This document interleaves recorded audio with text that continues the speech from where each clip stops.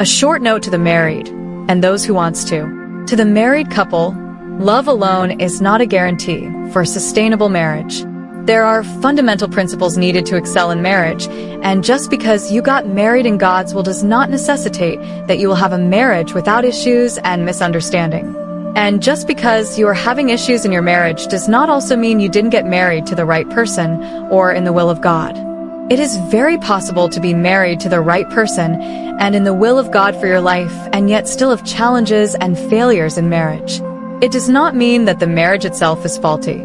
This is why just because you see crisis in your home or in your marriage does not also mean that you married outside of God's will.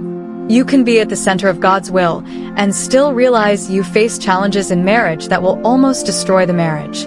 The reason is because even if God shows you your potential life partner, if you don't understand the basic requirements and the principles of marriage that make marriage work, you will think you made the wrong choice marrying the wrong person. If you don't understand that they are principles and basic structures that makes marriage work, even if you are married to the right person, it will still not work. It is not just because people married the right person that made them have good marriage. Any happy and successful marriage you see is not just because they are married to the right person, is simply because two people committed themselves to make marriage work. If you want your marriage to work, you must understand what make marriage work. Even if pastors prophesy to you who you are going to marry, they may be right. The prophecy may be correct, but if you don't do your due diligence to understand what make marriage work, you will still not have a blissful marriage.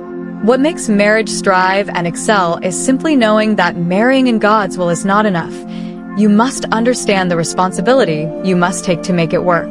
One reason why most supposed Christian marriages fail is because they just believe if I can see that God ordained soul mate, marriage will never have worries, only to realize it is not what it seems on the surface. So my advice for the married who are having challenges in marriage today is that even if you marry at the middle of God's will for your life, you need to learn what makes marriage work.